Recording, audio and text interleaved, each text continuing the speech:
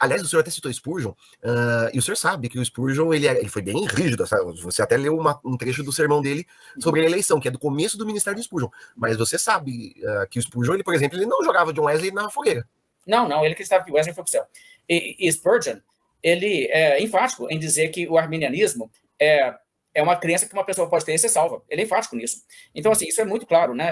Assim, é muita ignorância pensar que Spurgeon tinha qualquer outro pensamento do que esse.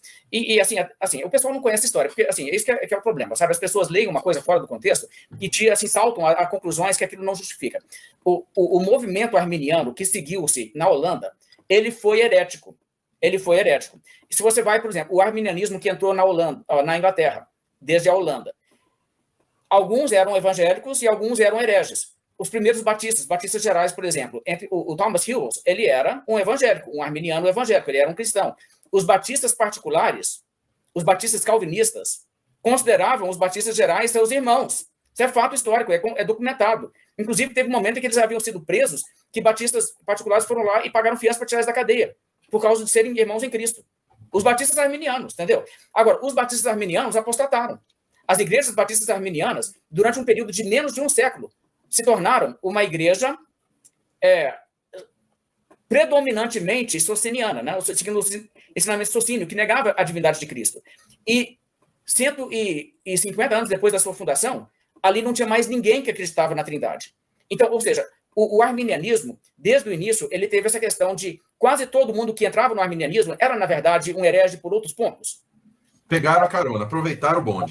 Eles eram pelagianos, né? O Venator, por exemplo, lá da Holanda, esse pessoal era pelagiano. Então, assim, eles não eram arminianos como Armínio. Ou, se você pega, por exemplo, William Laud, que perseguiu os puritanos e estava a serviço da coroa inglesa para promover a doutrina arminiana. William Laud não é um crente evangélico, não, ele é um herege. O Daniel Whitby, que foi um arminiano importante, com quem o John Gill entrou em conflito. Ele era um herege, poxa. Ele era um herege conforme um arminiano hoje vai dizer. Então, assim, por isso que a gente faz essa distinção que tem o arminianismo evangélico. Você tem, por exemplo, o que acontece quando John Wesley, ele professa arminianismo. Mas ele tem um tipo de arminianismo que não é um arminianismo pelagiano, não é um arminianismo sociniano ou antitrinitariano. Ele tem um arminianismo que é evangélico. Ele está dentro dos parâmetros da fé. Então, assim, quando você fala de arminiano, aí depende. Se você me pega, por exemplo, um cara desses aí, que nega a trindade, é claro que ele não é irmão. Ele não é irmão nem pelo critério do Roger Olson, por exemplo. O Roger Olson vai dizer que ele é um arminiano conhecido hoje, né? Um dos importantes arminianos da nossa geração.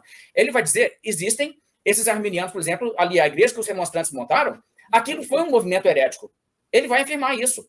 Então, assim, se a pessoa não conhece a história, ele pega um livro igual o John Owen, aquele, né, A Morte da Morte, na Morte de Cristo, e como ele lida com arminianos ali, ou como ele lida também na obra dele, Display of Arminianism. Assim, se você pegar essas obras dele e você vê o John Owen falando, você fala assim, cara, ele considera arminianos hereges. Os arminianos com quem ele está lidando, ele considera hereges mesmo. Mas lê o livro dele sobre a perseverança dos santos, que ele escreveu para combater o John Goodwin, que era um puritano arminiano evangélico daquela época. Cara, o John Owen, no tempo todo, fala para o John Goodwin, cara, uma pessoa com o seu nível de teologia, falar um negócio desse é muito triste. Porque ele demonstra esse respeito por ele, como um cristão. E ele fala para ele em outro tom. Inclusive, só para te dar um exemplo, eu posso documentar isso, eu te dou a fonte disso. Quando eu li essa obra, assim, eu escrevi um livro sobre perseverança dos santos, e uma obra que eu consultei foi essa do John Owen. Mas o John Owen fala uma coisa lá que ele fala assim, ok, a sua posição é que a doutrina da perda da salvação, tal como você acredita, é a doutrina da maioria dos santos ao longo da história e hoje. Ele diz, não concordo, não. Ele vai dizer assim, é, sim, a doutrina de muitos dos santos. O John Owen vai dizer isso para John Goodwin. Você tem lá na igreja primitiva, e você tem essas pessoas que acreditavam realmente na perda da salvação, que eram crentes. Você tem isso também entre, por exemplo, os luteranos, que acreditavam em perda da salvação por apostasia.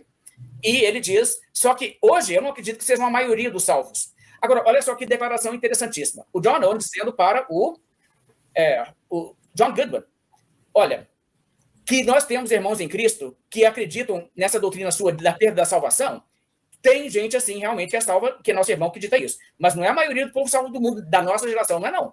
Então, quer dizer, é isso que ele argumenta. Você vê claramente que o John Owen tinha essa mesma distinção, que existem arminianos e arminianos. É o que o J.I. Packer falou, né? Falando em anglicanos, aí um anglicano sério, né?